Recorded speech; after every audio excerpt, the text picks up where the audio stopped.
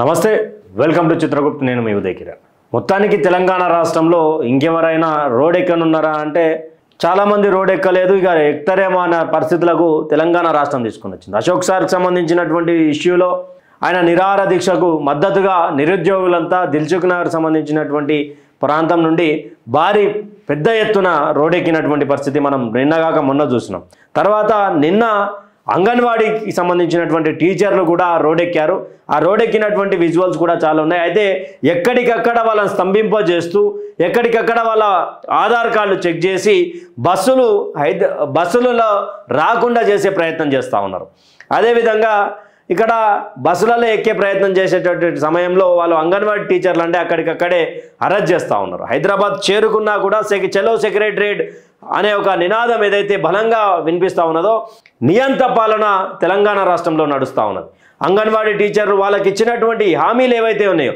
హామీలు నెరవేర్చాలా అనే దాని మీద పోరుబాట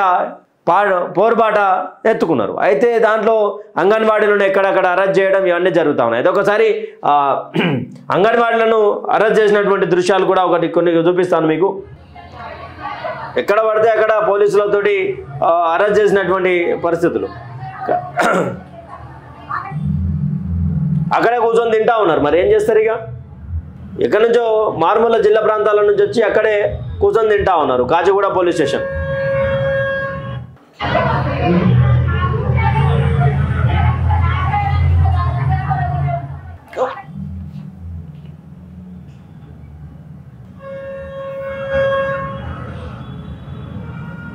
ఇంకా సోమశిలి పడిపోయినటువంటి దృశ్యం ఇక్కడ మహిళ అంగన్వాడీ టీచరు ఇక్కడ సోమశిలి పడిపోయింది దానికి సంబంధించినటువంటి దృశ్యం ఇది పోలీస్ స్టేషన్ దగ్గర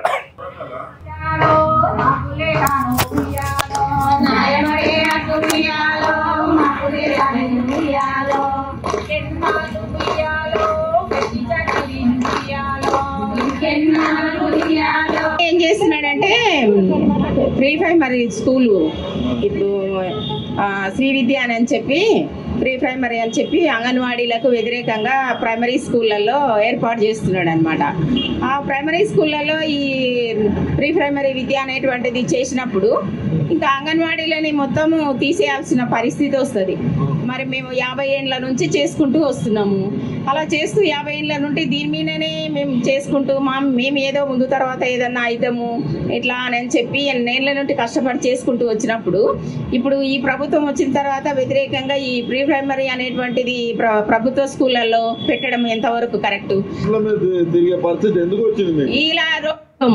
ఇలా మీకు ఆయన చెప్పిందేమో అది ఫస్ట్ ఇప్పుడేమో ఈ మమ్మల్ని వచ్చే వరకే డబ్బులు ఇస్తున్నామా మా కష్టానికి ఈ రోజు ఈ 4 days ముందు నుంచే మేమున్నాయి మా ఫోటోలు ఉన్నాయి కొద్దిగా మేము దిగినాం మా సెంటర్లో కాడ దిగినాం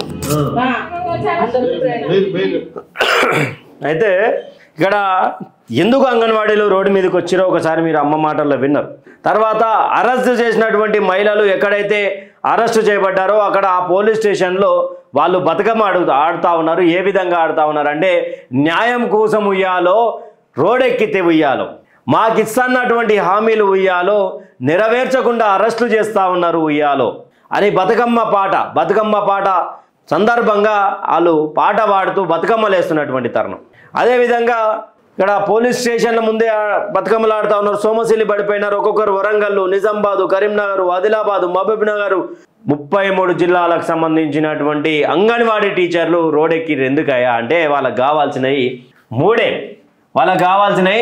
మూడే ఆ మూడేందో ఒకసారి ఇక్కడ మాట్లాడే ప్రయత్నం చేస్తా ఆ మూడు ఏంది అంటే మొత్తానికి కూడా వీళ్ళది ఎట్లుంటుంది పరిస్థితి అంటే కాంగ్రెస్ పార్టీ చెప్పింది ఏంది వీళ్ళు అడుగుతా ఉన్నది ఏంది అంటే జీవో నెంబర్ 8 ఎత్తివేయాలా తర్వాత హామీ ఇచ్చినటువంటి నెలకు 18,000 రూపాయలు పైచీలకు ప్లస్ జీతం పెంచాలి తర్వాత మూడోది పర్మనెంట్ చేయాలి తర్వాత ఇక ప్రీ ప్రైమరీ ఏదైతే ఉన్నదో ప్రీ ప్రైమరీ శ్రీ విద్య అని పిఎం శ్రీ విద్య అని దాన్ని బదులు మాకే అంగన్వాడీలకే కలపాలి కదా అంగన్వాడీలకు కలపాలని చెప్పేసి పెద్ద ఎత్తున చర్చ నడుస్తూ ఉన్నది వాళ్ళు రోడ్ ఎక్కి వాళ్ళు రోడ్లు రోడ్లు ఎక్కింది ఎందుకయ్యా అంటే ఏమో ప్రభుత్వ ఆస్తులను ధ్వంసం చేయడానికి కాదు, ప్రభుత్వానికి సంబంధించినటువంటి విలువైన సంపదను దోచుకోవడానికి కాదు, వాళ్లకు మీరు ఇస్తున్నటువంటి 18,000 రూపాయల వేతనం ఇవ్వాలి, పర్మనెంట్ చేయాలి, మమ్మల్ని పర్మనెంట్ చేయాలి అనేది రెండు బలంగా వినిపిస్తూ ఉన్నాయి. తర్వాత జీవో నెంబర్ 8 ఏదైతే ఉన్నదో అది ఎత్తేయాలి, ఎఫ్ఆర్ఎస్ అనేది ఎత్తేయాలి. మాకు ఇబ్బందికరంగా మారుతున్నది. ఒక్కొక్కరం 50 ఏళ్లుగా ఇదే వృత్తిని నమ్ముకొని ఉన్నాం, ఇదే వృత్తిలో ఉన్నాము, ఎట్టి చాకిరీ చేసినాము అంగన్వాడీలలో మేము, మాకెందుకని మాటిచ్చి మీరు వెనుకడుగు వేస్తూ ఉన్నారు అనేది ఓసారి ప్రభుత్వాన్ని నిలదీసి అడుగుతూ ఉన్నారు అంగన్వాడీ టీచర్లు. మాటలేమో కోటలు కట్టి ఈరోజు పనితనానికి వచ్చేసరికి మొత్తం తూటాలు పేల్చుకున్నటువంటి పరిస్థితి. తూటాలు పేలుతా ఉన్నాయి ప్రభుత్వాల మీద, రోడ్లు ఎక్కినటువంటి ఆడబిడ్డల మీద ఇష్టారీతిన పోలీసులు గుంజుకపోవడం, నెంబర్ ప్లేట్ లేనటువంటి పోలీస్ వెహికల్లో కుక్కి మరి 10-15 మందిని కుక్కి వాళ్ళను తీసుకుపోయినటువంటి పరిస్థితి నిన్న. అంగన్వాడీలను ఎక్కడ కనిపిస్తే అక్కడ ఏమన్నా దేశద్రోహులా సార్? వాళ్ళు దేశద్రోహులా? మీరు చెప్పురు ఒకసారి. అడ్డగోలి ఈడ్చుకపోవడానికి వాళ్ళు అడగడానికి వచ్చింది మీరు ఇచ్చినటువంటి హామీయే కదా, 18,000 రూపాయల వేతనం మేము ఇస్తామని చెప్పి మీరు ఎన్నికల మేనిఫెస్టోలో చెప్పిందే కదా. ఆ ఎన్నికల మేనిఫెస్టోలో ఇంకెన్ని అబద్ధపు హామీలు ఉన్నాయి? మరి వాళ్ళని అడగడానికి వచ్చారు, మాకు కావాలని చెప్పారు, మా జీవితాల మీద దెబ్బ పడుతుందని చెప్పారు. మరొకటి, మీ కాంగ్రెస్ పార్టీ అంగన్వాడీలకు ఏం హామీ ఇచ్చిందంటే 24 రోజుల సమ్మె, గతం ప్రభుత్వం ఉన్నప్పుడు చేసినటువంటి సమ్మె, 24 రోజుల సమ్మె ఏదైతే ఉన్నదో ఆ వేతనాలు కూడా చెల్లిస్తామని చెప్పేసి మాట్లాడింది, హామీ ఇచ్చింది. మాట్లాడింది కదా, హామీ ఇచ్చింది అంగన్వాడీలో. ఈరోజు ఈ అక్క ఓటేంది, ఈ అక్క ఓటేంది, అంగన్వాడీలో ఓటేంది, ఈరోజు మీరు గద్దెనెక్కిరా? ఈరోజు గద్దెనెక్కిన తర్వాత ఇదేం దాష్టిక మరి? ఇది దొరికిన వాళ్ళని దొరికినట్టు అరెస్ట్ చేయడానికే, ఒక దేశద్రోహులను అరెస్ట్ చేసినట్టు, ఒక నక్సలైట్లను అరెస్ట్ చేసినట్టు, ఓ ఉగ్రవాదులను అరెస్ట్ చేసినట్టు వాళ్ళనేమో అరెస్ట్ చేయరు, చూస్తూ ఉంటారు. శబాష్, ఉద్యమం మరింత ఉధృతం కావాలంటారు. ఈడ హామీలు అడగడానికి వచ్చినటువంటి ఆడబిడ్డల మీద ఈ దారుణాలు. వీళ్ళు 24 రోజులకు సంబంధించినటువంటి సమ్మె ఏదైతే ఉందో దానికి సంబంధించినటువంటి దాని గురించి అడిగారు. తర్వాత రిటైర్ బెనిఫిట్స్ ఏదైతే ఉన్నాయో బెనిఫిట్స్ ఇస్తామని చెప్పి, రిటైర్ బెనిఫిట్స్ ఏవైతే ఉన్నాయో ఆ రిటైర్ బెనిఫిట్స్ ఇస్తామని చెప్పారు కదా, ఎప్పుడు ఇస్తారు అని చెప్పేసి అడుగుతా ఉన్నారు. దాని మీద మీరు ఏం స్పందిస్తారు? దాని మీద ఏం మాట్లాడతారు?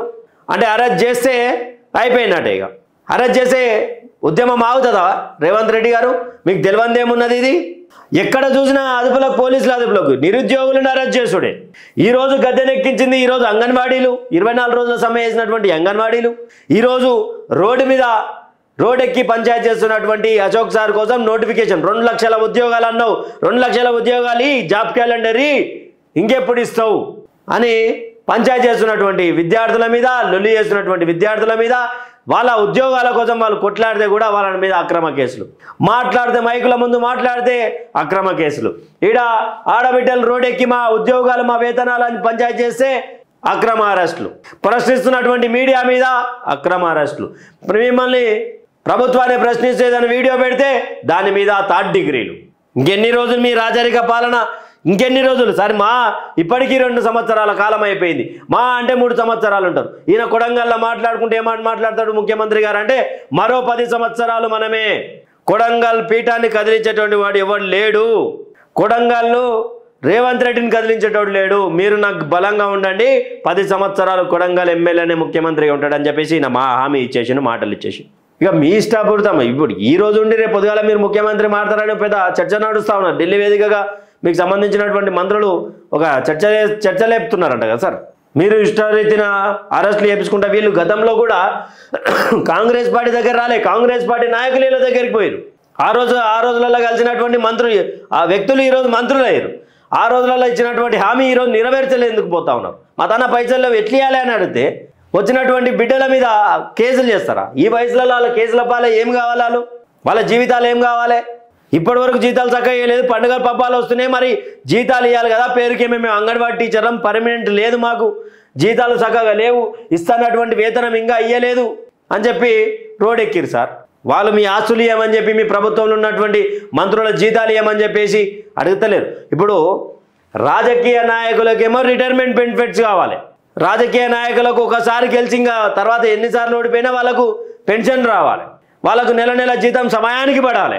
ఏం కష్టం చేసి ఉద్ధరిస్తున్నారు అని మరి. కానీ ఈడ కష్టపడ్డటువంటి వెట్టి చాకిరీ చేసేటువంటి బిడ్డలకు, అంగన్వాడీ టీచర్లకు జీతాలు మీరు ఇచ్చినటువంటి హామీ ప్రకారం ఎందుకు ఇవ్వలేకపోతా ఉన్నారు వీళ్ళు? మీరు అనుకోవచ్చు ఏందబ్బా 6 గ్యారెంటీలలో అంగన్వాడీలకు సంబంధించినటువంటి హామీ లేదు. కాంగ్రెస్ పార్టీ ఇచ్చింది 1, 2 కాదు, 420 హామీలు తెలంగాణ ప్రజలకు ఇచ్చింది. ఒకసారి మేనిఫెస్టో, తెలంగాణ కాంగ్రెస్ మేనిఫెస్టో అని చూడండి, మీకు అర్థమైపోతుంది. తెలంగాణ కాంగ్రెస్ మేనిఫెస్టో మీ దాని ఉన్నాను ఒకసారి చదువురి. ఇప్పుడు రోడ్ ఎక్కితే కేసులు, రోడ్ ఎక్కితే అరెస్ట్లు అంటే ఇంకా ఏంది? ఇందిరమ్మ రాజ్యంలో అరెస్టులు చేసుడేనా? ఇది ఎమర్జెన్సీ పాలన ఏంది? కొంపదీసి ఎవడు రోడ్ ఎక్కి ప్రశ్నించొద్దా? ఎవడు రోడ్ ఎక్కి మాట్లాడొద్దా? ఎవరైనా మాట్లాడితే అరెస్ట్లేనా? ఫ్రీ బస్సులలో వచ్చి మా మీద లొల్లి పెడతారా అని చెప్పి ఒక బాధ. మళ్ళా సెక్రటరియట్ కాడి నుంచి మొదలు పెడితే ఇప్పటి వరకు. సార్ ఇది ఇందిరమ్మ రాజ్యమా లేకపోతే ఏందో చూడు, ఏందో మాట్లాడరు దీని మీద. పోలీసులను ముందులో పెట్టి మీరు వెనక నుంచి రాజకీయం చేసుడు, గతంలో ఇచ్చినటువంటి మాటలు తప్పించుడు, ఇవన్నీ కాదు సార్. దీని మీద వాళ్ళకి ఇచ్చినటువంటి మాట ప్రకారం మీరు వేతనాలు చెల్లించాల్సిందే. వాళ్ళు అడిగింది వాళ్ళకి సంబంధించినటువంటి జీతం కోసం. మీ ఎమ్మెల్యే జీతాలు, మీ మంత్రుల జీతాలు, మీ ముఖ్యమంత్రి జీతం అన్నీ కట్ చేసుకొని ఈరి పైసలు లేవు అంటే మరి మీకేమో బెనిఫిట్స్, వాళ్ళకేమో వద్దా? ఒకసారి గెలవంగానే మీకు అన్ని బెనిఫిట్స్ ఇక.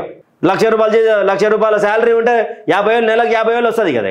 తరతరాలు వస్తూనే ఉంటుంది కదా పెన్షన్ పైసలు. అంగన్వాడీలకు న్యాయం జరగాల. అంగన్వాడీలను పెట్టినటువంటి అక్రమ కేసులు ఎత్తేయాలి. చలో సెక్రటరియట్ బరాబర్ అంటారు, ఎందుకంటే మీరు ఇచ్చినటువంటి హామీ అది. హామీలను నెరవేర్చండి అని అడిగితే ఇంత అక్రమ కేసులా, ఇంత దౌర్జన్యం చూపిస్తారా? ఇది తెలంగాణ సమాజం ముందు చిత్రగుప్తి పెడుతున్నటువంటి ఒక చర్చ. మీకు నచ్చినట్టయితే నలుగురు షేర్ చేయండి, కామెంట్ చేయండి, షేర్ చేసి సబ్స్క్రైబ్ చేసుకునే ప్రయత్నం చేయండి. Thank you for watching. Stay tuned with Chitragupti, signing off. మీ ఉదయ్ కిరణ్.